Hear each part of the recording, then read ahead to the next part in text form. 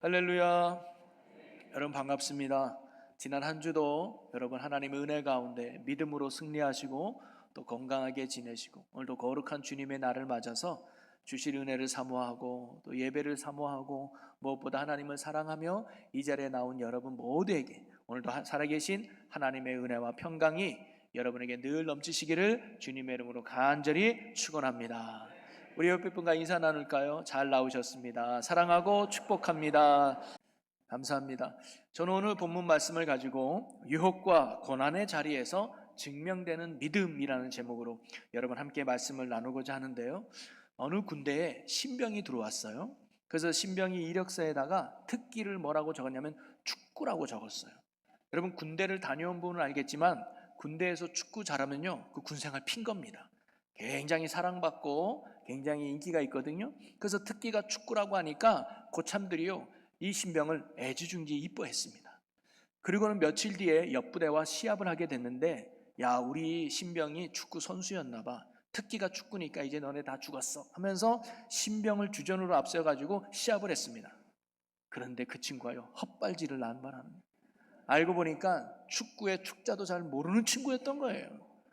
경기가 끝나고 고참들이 화가 났습니다. 그래서 불러놓고 야 네 특기가 축구라며 어떻게 된 거야 했더니 누가 그러더래. 군대 가면 축구 잘한다고 하면 군생활 핀다 그래서 특기에다가 축구를 적었다고. 그 뒤에 이 친구가 어떻게 됐는지는 상상에 맡기도록 하겠습니다만은, 아무리 내가 축구 잘한다고 말해도 시합을 딱 떠보면 실력이 들통나죠. 여러분 학교에도 한 반에 한 20명에서 25명의 아이들이 있어요. 똑같은 선생님에게 똑같은 과목의 수업을 듣습니다. 근데 평상시에는 이 친구가 공부를 잘하는지 공부를 못하는지 잘 몰라요. 이 친구가 수학을 잘하는지 영어를 잘하는지도 몰라요. 그런데 이 친구가 영어를 잘하는지 수학을 잘하는지 공부를 잘하는지 아는 방법이 있습니다. 뭘까요? 시험을 쳐보면 알아요. 시험을 딱 쳐보면 이 친구는 수학을 잘했구나, 이 친구는 영어를 잘했구나, 이 친구는 공부를 잘한 친구였구나라고 그때서 비로소 그 학생의 실력을 알 수 있지 않겠습니까?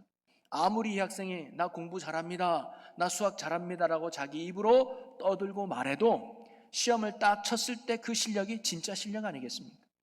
군대 간 친구가 나 축구 잘합니다라고 아무리 말하고 떠들어도 진짜 시합을 떠봐야 진짜 실력이 드러나듯이 말이죠. 여러분 우리의 믿음도 마찬가지라는 거예요. 평상시에 주여 믿습니다, 평상시에 주님밖에 없습니다라고 아무리 믿음 좋은 것처럼 보여도 진짜 믿음은 언제 나타나느냐? 고난이 당했을 때, 아픔이 왔을 때, 시련이 왔을 때, 예기치 않는 시련 가운데 빠져 있을 때, 그때 진짜 믿음이 드러나게 되어 있다는 거예요. 여러분 성경에 하나님이 얘야 네 믿음이 진짜구나라고 인정해 줄 때가 언제냐면 평탄할 때가 아니라 고난을 이겼을 때, 아픔을 이겨냈을 때, 유혹을 이겨냈을 때 하나님은 그 사람에게 내 믿음이 진짜구나라고 인정해 주시더라는 거예요. 여러분 아브라함을 보세요. 하나님께서 아브라함이 네가 나를 진짜로 경외하는 줄 내가 이제 알았다, 내 믿음이 진짜다 라는 말을 언제 했을까요? 아브라함이 가나안 땅에 왔을 때 들었을까요? 아니었습니다. 100세의 이삭을 낳았을 때였을까요? 아니었습니다. 언제 하나님께 인정받았느냐? 100세에 낳은 이삭을 번제로 바치라는 그 말씀에 순종했을 때 하나님께 그의 믿음을 인정받았다는 거예요. 여러분 우리가 알다시피 아브라함은 100세에 귀한 아들을 얻었어요. 오늘도 건축헌금에 손주를 얻은 것을 감사해서 우리 장로님 네 분이 이게 건축헌금을 하셨는데요, 결혼한 지 3년 만에 얻은 손주라고 합니다. 그러니까 얼마나 귀하겠습니까?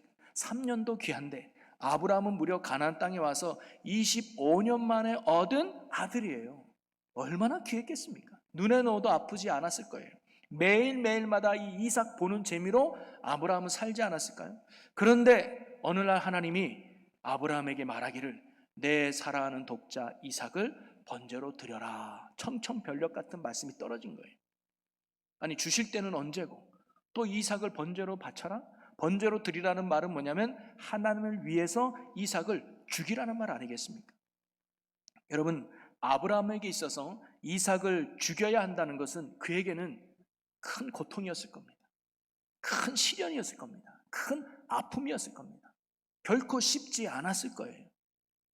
근데 어떤 분은 그래요. 아브라함이 이삭을 죽일 수 있었던 이유는 손자가 아니었기 때문이래요. 이게 아들보다 손자가 더 예쁜데 아들이기 때문에 능히 죽이지 않았겠는가? 이렇게 보는 분이 있고요. 또 어떤 분은요, 이삭이 아마 사춘기였을 것이다. 얼마나 말도 안 듣고 지질해 있으니까 죽으라 했을 때 아멘하고 죽였겠는가? 이렇게 농담 삼아 말할 수 있겠지만 아니요. 아브라함에게 있어서 이삭을 죽인다는 건요, 차라리 내가 죽는 것보다 더 고통스럽고 더 아프고 굉장히 큰 힘든 일이었을 겁니다. 자, 그런데 이런 하나님 말씀 앞에 아브라함이 어떻게 반응하느냐? 창세기 19장 27절입니다.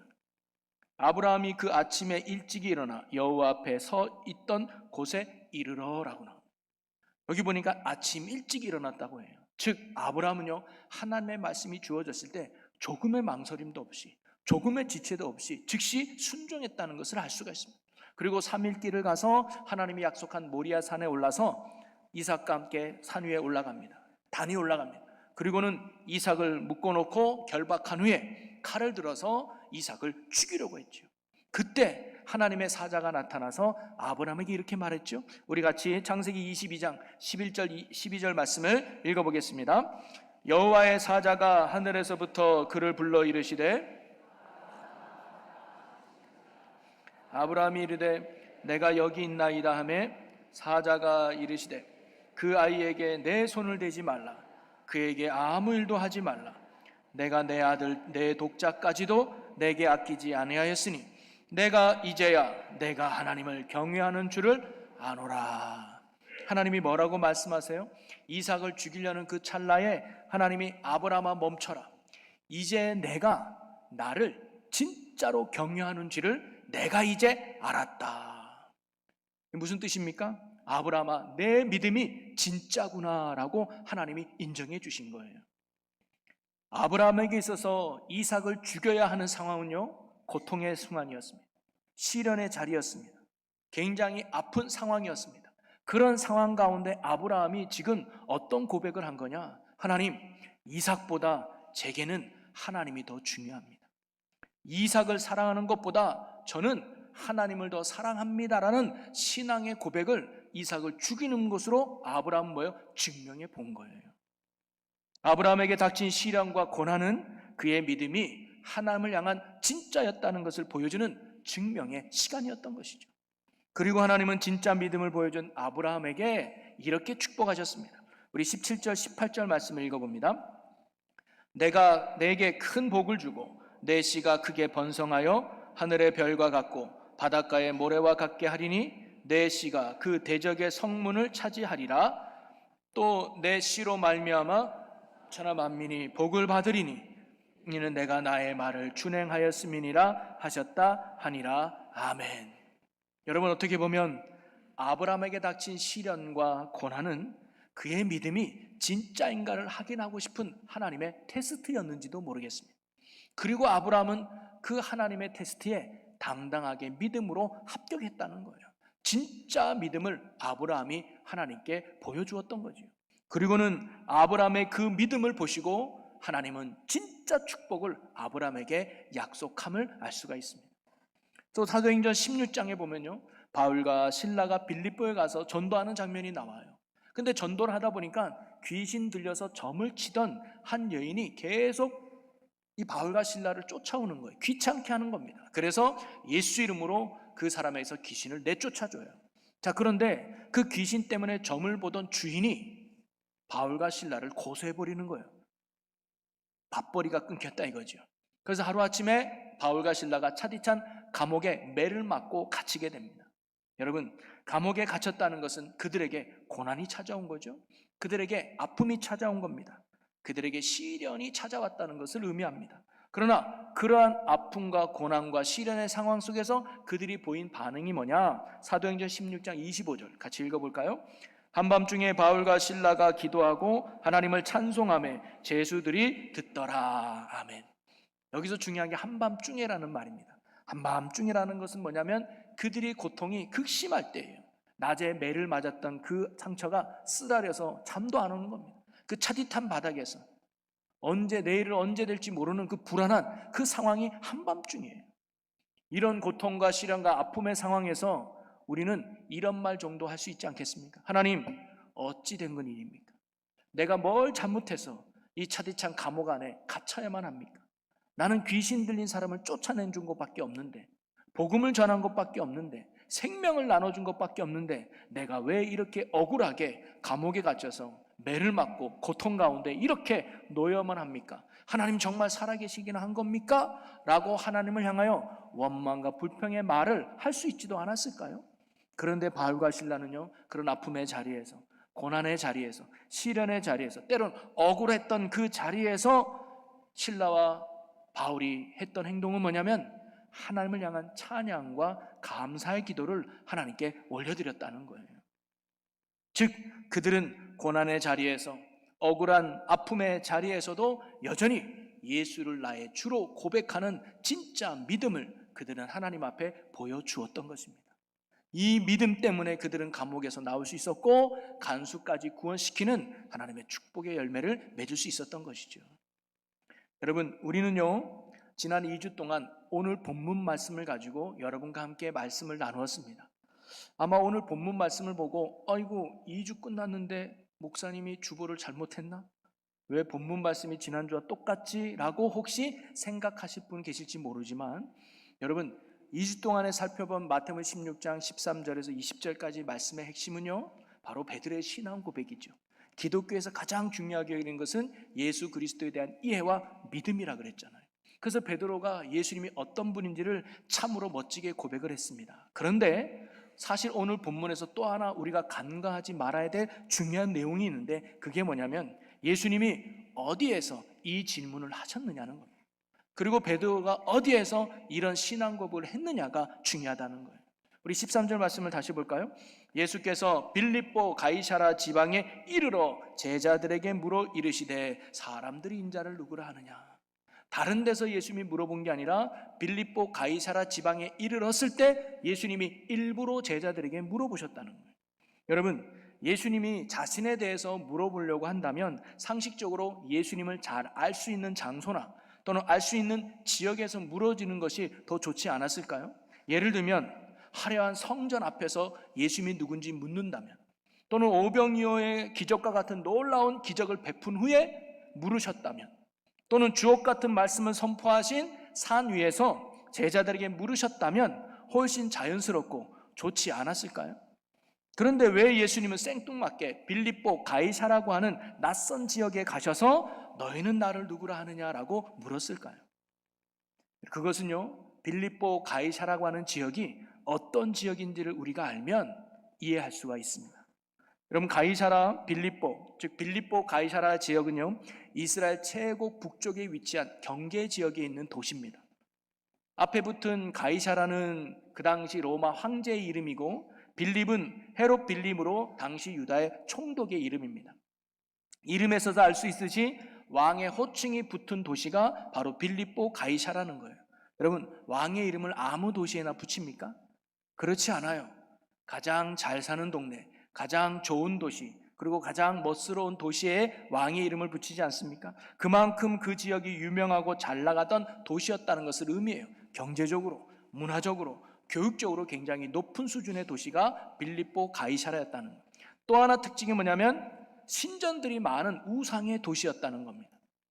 여러분, 상업이 발달하려면요 우상이 반드시 따라가요. 왜? 신의 도움을 받아야 되니까. 그래서 제가 15년 전에 성지순례를 갔을 때 이 빌립보 가이사라 지역에 가서 몇 가지 사진을 찍어 왔습니다. 자, 사진을 보면 거기 이렇게 신전이 있었던 위치가 이렇게 나와요. 큰 동굴을 파가지고, 지금은 뭐 다 사라지고 형태만 남았지만 이것을 조감도로 그린 게 있습니다. 뒤에 사진 보면 이렇게 신전을 지었다는 거예요. 그래서 장사꾼들이 필요할 때마다 이 신을 믿고 저 신을 믿고 이 신 의지하고 그랬던 동네가 바로 빌립보 가이사라였다는 겁니다. 이스라엘이 어떤 땅입니까? 하나님을 믿고 하나님을 의지했던 거룩한 땅인데도 불구하고 이 땅에 우상을 숭배하며 세속적으로 타락한 도시가 바로 빌립보 가이사라였다는 겁니다. 그러면 여러분, 이 빌립보 가이사라에 살고 있는 사람들에게 주인은 누구였을까요? 황제였습니다.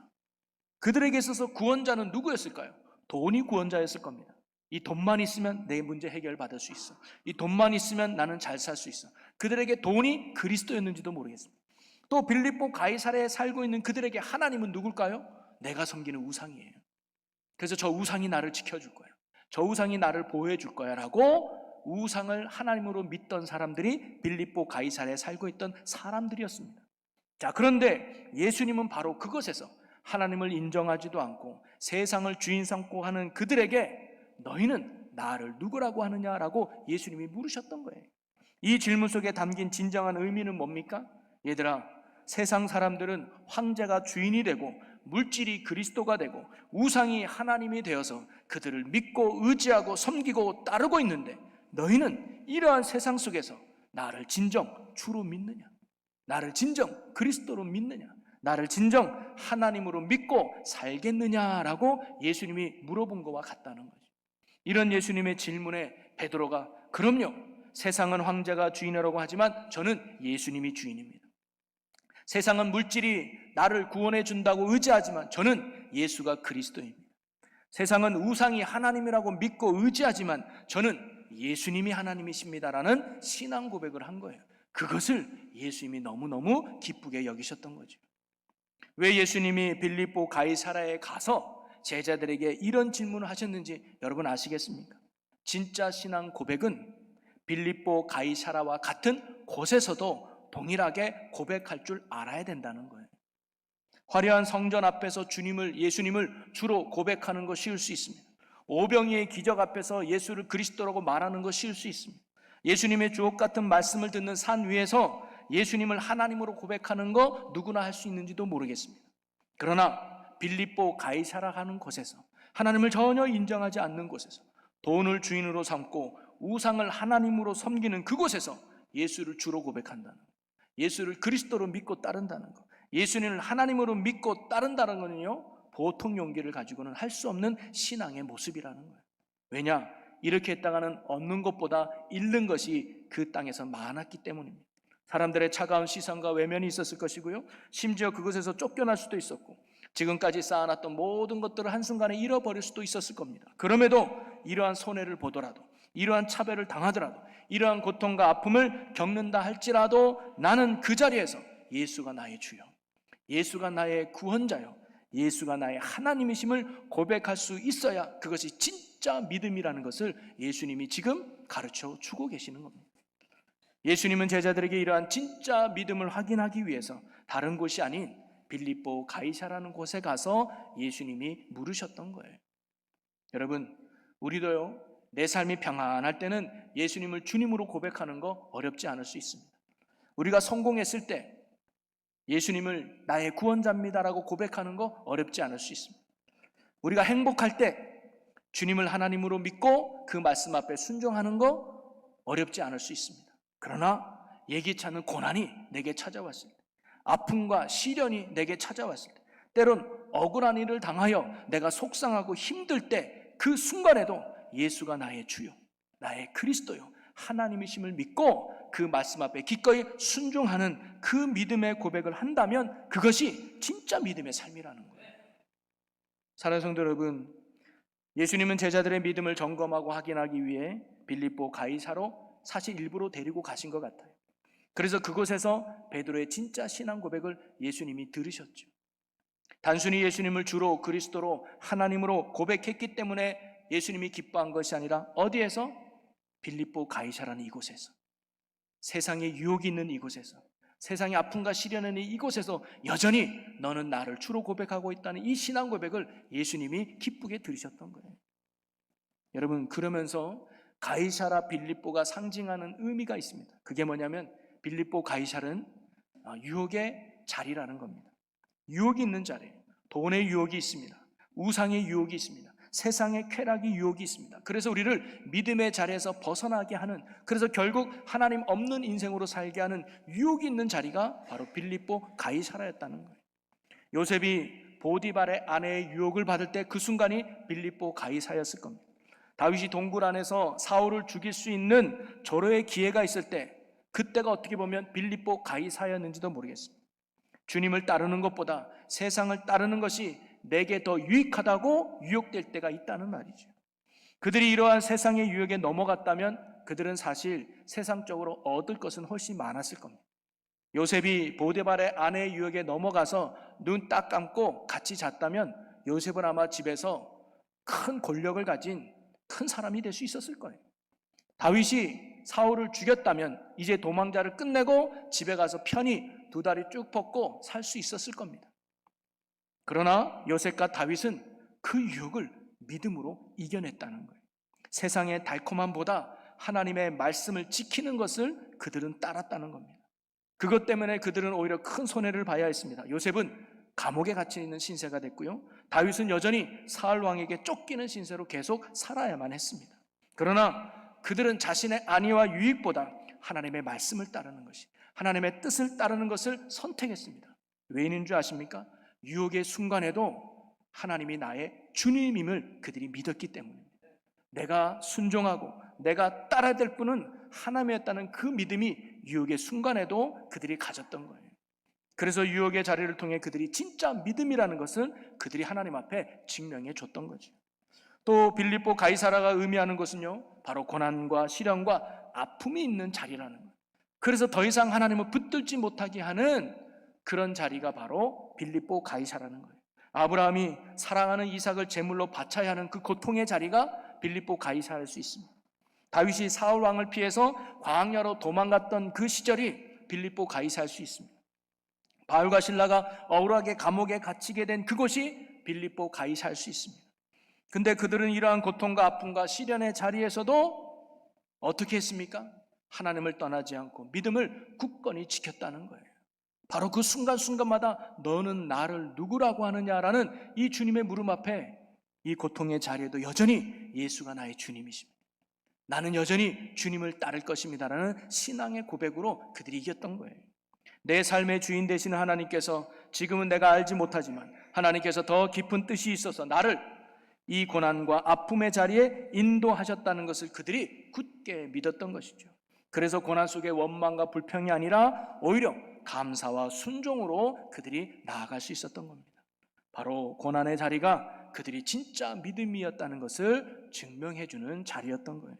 여러분, 이처럼 예수님의 제자들을 빌립보 가이사랴에 가서 그들에게 너희가 나를 누구라고 하느냐라고 물어본 이유는, 얘들아, 이 세상의 유혹이 넘쳐나는 이곳에서도 너희는 나를 주로 믿고 나만 따를 수 있겠니? 라고 물어보신 거죠.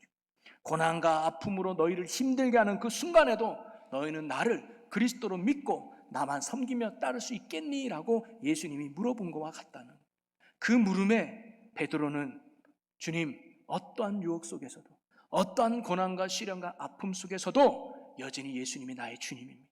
여전히 예수님이 나의 구원자입니다. 여전히 예수님이 나의 하나님입니다. 나는 하나님의 말씀만 따르겠습니다라는 멋진 신앙 고백을 베드로가 했던 거고요. 그 신앙 고백을 우리 주님이 기뻐하셨던 겁니다.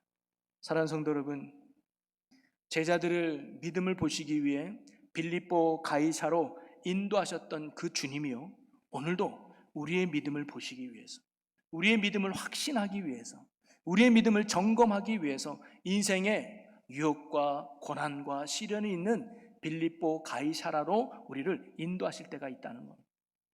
그리고 그 자리에서 예수님이 오늘도 우리에게 물으시는 거예요.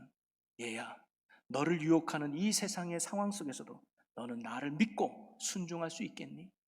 네가 힘들고 어렵고 고통당하는 이 상황 속에서도 너는 나를 믿고 내 말에 순종하며 살아갈 수 있겠니? 라고 예수님이 묻고 계시는 거예요. 여러분, 혹시 여러분 중에 세상의 유혹 속에 계시는 분 계십니까?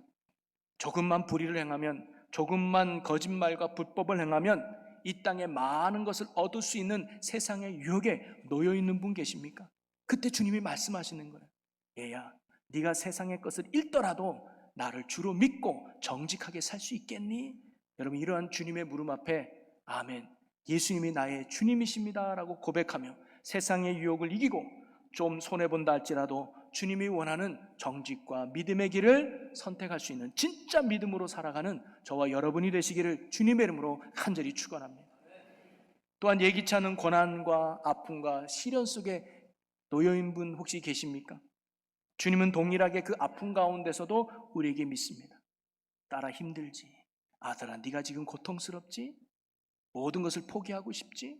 그런데 그 아픔의 자리에서도, 그 힘든 상황 속에서도 너는 나를 믿고 내가 원하는 믿음의 삶에 순종할 수 있겠니? 라고 주님이 오늘 물어보시는 거예요. 여러분, 이 주님의 물음 앞에 나를 이 아픔과 고난과 시련과 역경의 자리 또한 인도하신 분이 하나님이심을 믿고 그 자리에서 불평과 원망이 아닌 감사와 찬송과 기도로 나아가는, 진짜 믿음으로 살아가는 저와 여러분 모두가 되기를 주님의 이름으로 간절히 축원합니다. 그리고 여러분, 사람 때문에 억울한 분 계십니까? 관계 때문에 힘들어하는 분 계십니까? 그때 주님이 우리에게 물으시는 거예요. 얘야, 이 어려운 가운데 나를 주로 믿고 내가 원하는 삶을 너가 살아갈 수 있겠니?